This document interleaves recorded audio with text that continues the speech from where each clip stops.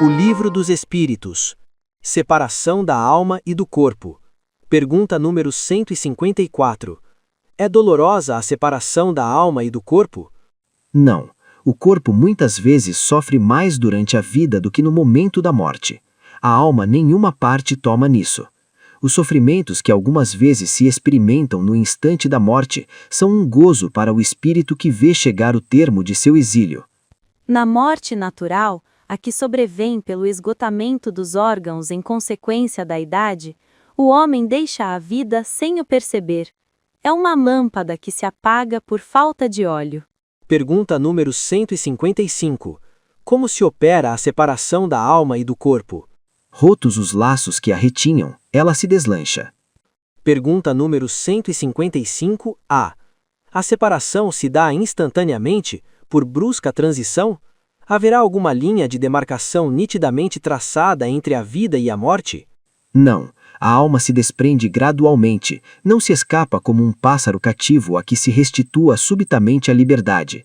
Aqueles dois estados se tocam e confundem, de sorte que o espírito se dessolta pouco a pouco dos laços que o prendiam. Estes se desatam, não se quebram.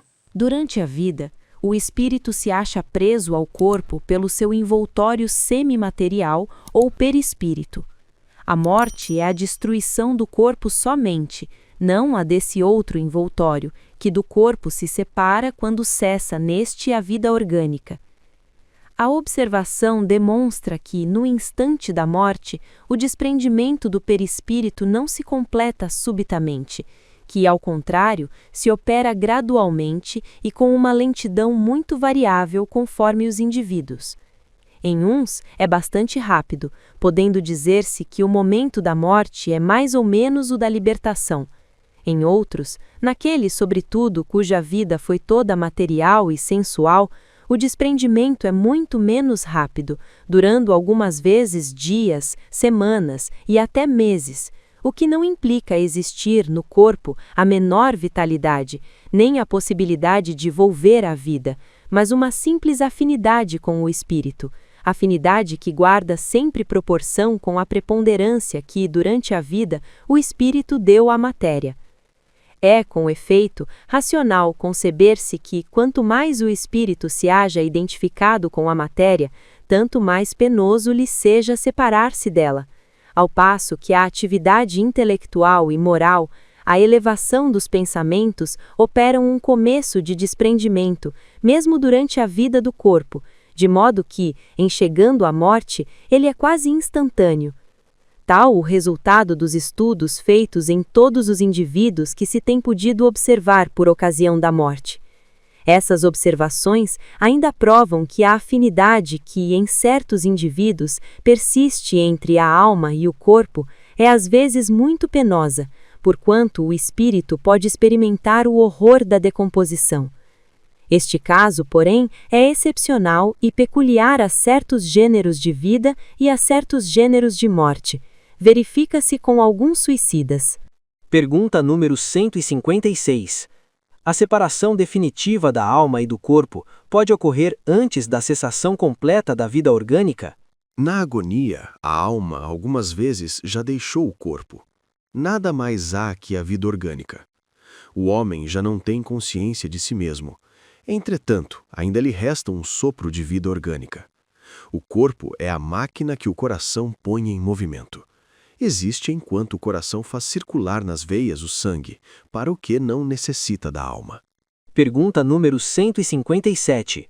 No momento da morte, a alma sente alguma vez alguma aspiração ou êxtase que lhe faça entrever o mundo onde vai entrar?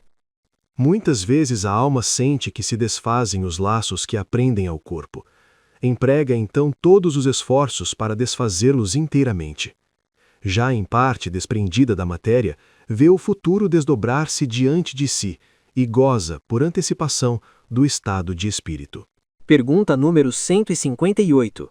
O exemplo da lagarta que primeiro anda de rastres pela terra, depois se encerra na sua crisálida em estado de morte aparente, para enfim renascer com uma existência brilhante, pode nos dar ideia da vida terrestre, do túmulo e finalmente de nossa nova existência? Uma ideia em ponto menor. A imagem é boa, todavia, cumpre não seja tomada ao pé da letra, como frequentemente vos sucede. Pergunta número 159. Que sensação experimenta a alma no momento em que reconhece estar no mundo dos espíritos? Depende. Se praticaste o mal, impelido pelo desejo de o praticar, no primeiro momento te sentirás envergonhado de o haveres praticado. Como a alma do justo, as coisas se passam de modo bem diferente. Ela se sente como que aliviada de grande peso, pois que não teme nenhum olhar perscrutador. Pergunta número 160.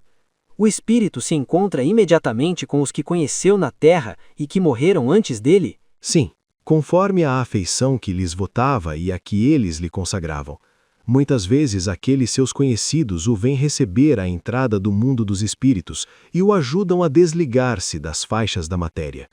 Encontra-se também com muitos dos que conheceu e perdeu de vista durante a sua vida terrena. Vê os que estão na erraticidade e vai visitar os que se encontram encarnados. Pergunta número 161. Em caso de morte violenta e acidental, quando os órgãos ainda não se enfraqueceram em consequência da idade ou das molestas, a separação da alma e a cessação da vida ocorrem simultaneamente? Geralmente assim é, mas em todos os casos, muito breve é o instante que medeia entre uma e outra. Pergunta número 162. Após a decapitação, por exemplo, o homem conserva por alguns instantes a consciência de si mesmo? Não raro a conserva durante alguns minutos, até que a vida orgânica se tenha extinguido completamente. Mas, frequentemente, a apreensão da morte lhe perde aquela consciência antes do momento do suplício. Trata-se aqui da consciência que o supliciado pode ter de si mesmo, como homem e por intermédio dos órgãos, e não como espírito. Se não perdeu essa consciência antes do suplício, pode conservá-la por alguns breves instantes. Ela cessa necessariamente com a vida orgânica do cérebro, o que não quer dizer que o perispírito esteja inteiramente separado do corpo.